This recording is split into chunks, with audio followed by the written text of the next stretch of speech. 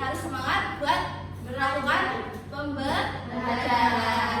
Baik anak-anak, sebelum kita memulai pembelajaran, alangkah lebih baiknya kita untuk mulai berdoa.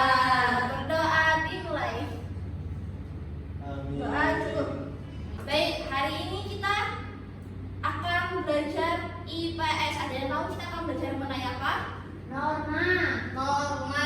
Dimana norma dalam adat istiadat daerah tersebut. Nah, ini dibahas pada bab 8. Nah, di sini Ibu akan menjelaskan ya. Ayo, diamatin. Ini apa? Gambar apa ini? Ada yang tahu? Sedekah bumi. Benar, sedekah bumi. Bukan sedekah alat, Bu.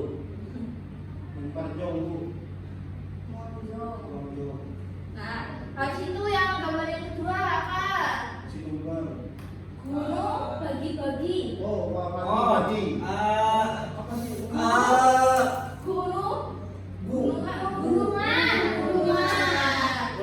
Nah, dari gambar 1 dan 2 ini termasuk bukan norma dalam adat istiadat daerah? Masuk ya. Baik, sekarang Ibu akan menjelaskan apa sih itu norma. Jadi Norma Kamaru. bukan norma. Aturan. Nah, ya benar. Norma itu sendiri adalah aturan yang dibentuk karena adanya suatu kebutuhan masyarakat.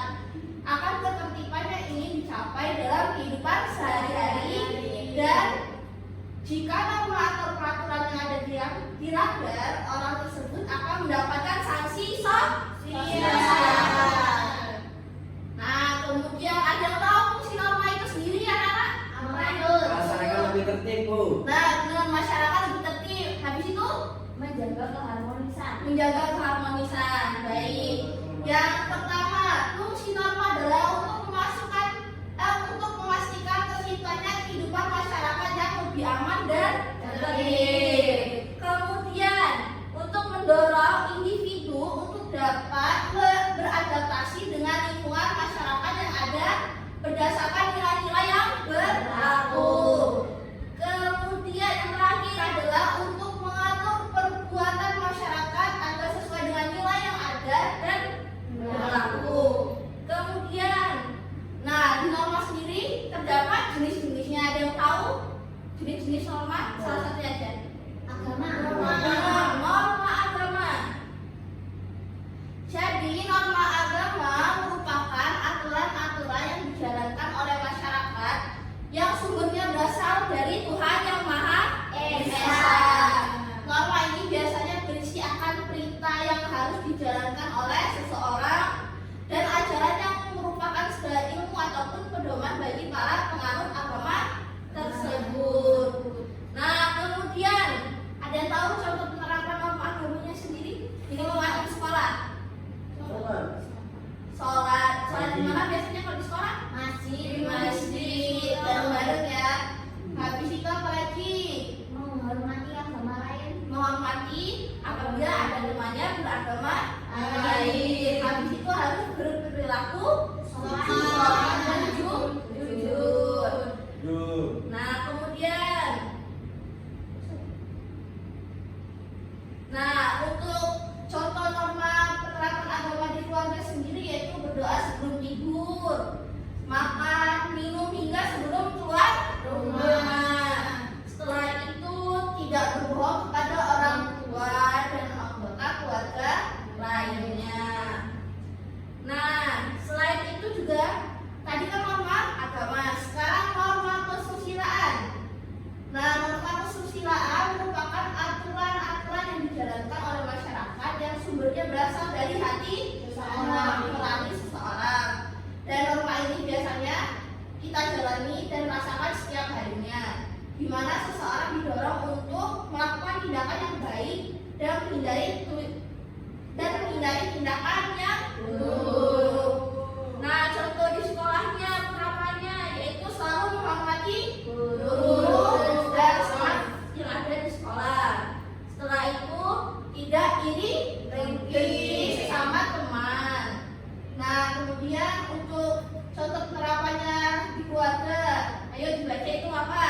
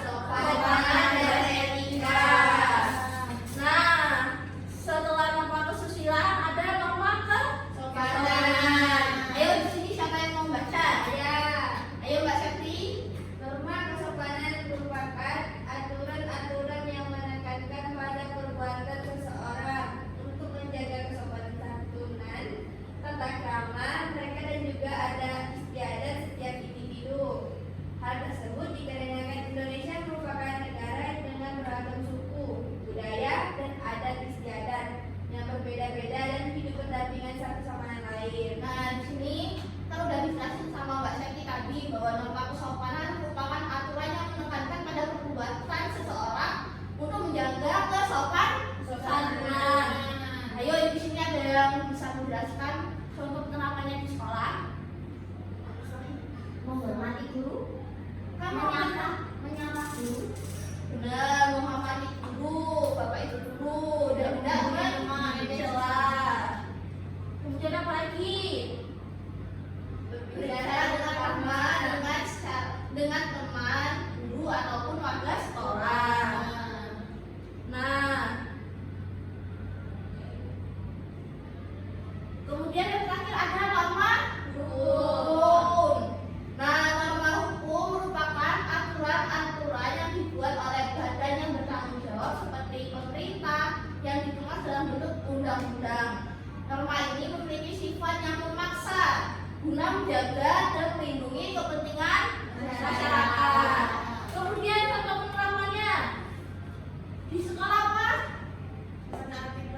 Menaati peraturan yang ada di sekolah. Tidak melanggar. Nah, tidak melanggar. Contohnya tidak boleh bolos sekolah.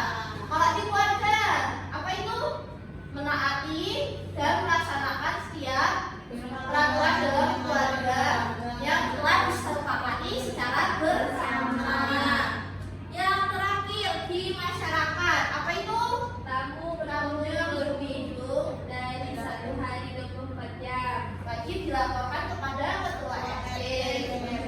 Dan setiap warga harus ikut serta dalam kegiatan kerja bakti yang dilaksanakan setiap hari Minggu. Baik anak-anak, itu tadi kan ibu sudah menjelaskan norma dalam adat istiadat di daerahku. Jadi kita akan menjelaskan lagi ya bahwa adat istiadat adalah aturan tingkah laku yang dianut secara turun-temurun dan berlaku sejak lama, yang dimana sifat dari aturannya yaitu adanya ketetapan dan meningkatkan. Adat istiadat memberikan aturan yang mengikat namun tidak tertulis. Nah, fungsi adat istiadat sendiri yaitu sebagai aturan yang berlaku di tempat dan memiliki fungsi turun-temurun. Contoh adat istiadat, contohnya itu ibu di sini sudah meringkas ya, yaitu upacara pernikahan dan nyadran di daerah Jawa, upacara potong gigi di Bali, atau tradisi bau nyale di Lombok, ngaben, galungan dan kuningan yang dilakukan oleh masyarakat Bali. Nah ibu mau tanya, bagaimana sih kita cara untuk melestarikan adat istiadat itu sendiri? Ada yang tahu? Menerapkan atau melestarikan. Nah ini ibu sudah menyimpulkan ya. Yang pertama adalah menumbuhkan rasa cinta terhadap budaya. Kemudian tidak mudah terpengaruh oleh budaya lain. Yang ketiga, memperkenalkan budaya daerah ke ranah internasional.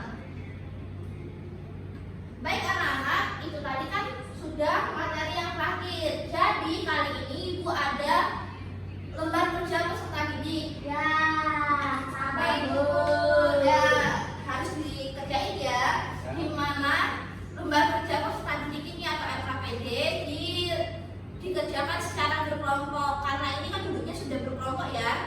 aku belum mau sama Ijal, Bu. Tidak boleh seperti itu, harus saling berteman. Tadi kan Mau es breaking, Bu. mau es breaking. Baik, nah di lembar kerja peserta didik ini ibu akan membagi kalian menjadi 2 kelompok, karena ini kan sudah duduknya secara berkelompok. Nah, pada tugas LKPD ini ibu ingin kalian melakukan diskusi, melakukan pengamatan di luar kelas, di mana tugasnya itu kalian mengamati apakah di sekitar kalian itu ada kejadian yang berkaitan dengan norma. Oke? Nah, nanti kalian mengerjakan di kertas ini. Nah, lalu kalian lihatin di sekitar kalian itu ada nggak kejadian yang berkaitan dengan norma. Habis itu kalian tulis dan nanti dipresentasikan di depan kelas.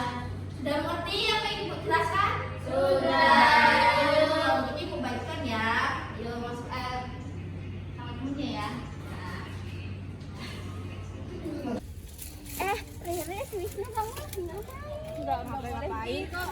kamu kok merusak Kamu ini bandel banget sih Wisnu, nggak boleh Kan gitu loh. udah Nanti udah kamu kotor. nanti Ini tanaman. nanti Nggak Wisnu boleh kami dibuang. lapor. Dibuang. Boleh gitu. Emang nggak boleh. Itu malah nggak norma hukum. Oh, ini kan fasilitas Sekolah sekolah, tidak nggak boleh boleh. merusak. Kamu Coba tuh dipegang.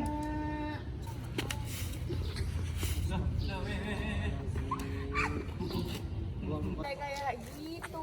Itu kan melanggar norma kesusilaan. Nasib jadi tukang Lingkungan sapu. sekolah juga Iya, loh. nggak boleh. Karena udah ada tempat Kita tuh sampah. harus menghormati guru, menjaga kebersihan. Biar tidak banjir. Iya. Copot. Nggak sengaja. Yuk.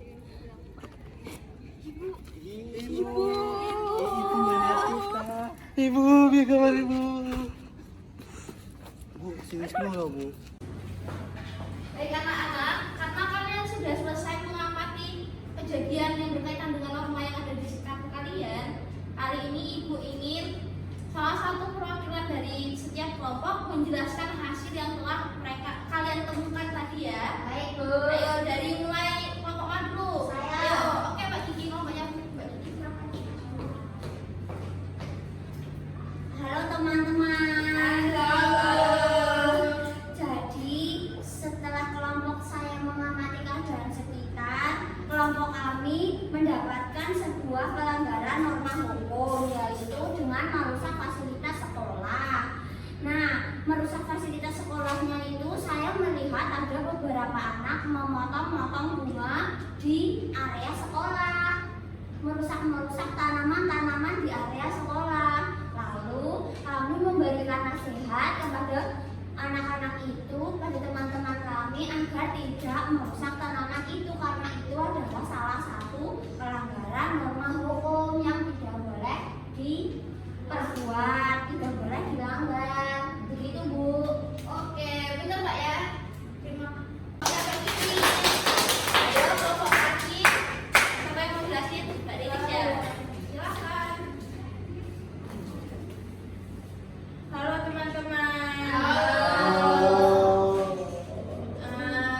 Setelah kelompok kami amati keadaan yang di sekitar, kelompok kami mendapatkan beberapa pelanggaran norma, yaitu norma kesusilaan. Tadi ada teman-teman yang melakukan perilaku yang tidak sopan kepada staf sekolah, yaitu staf kebersihan. Nah, teman-teman itu melakukan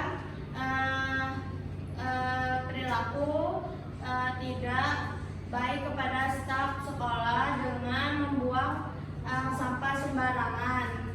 Padahal tadi staf kebersihan sudah membersihkan sampah-sampah yang ada di sekitar lingkungan sekolah, tetapi teman-teman lainnya masih membuang sampah sembarangan.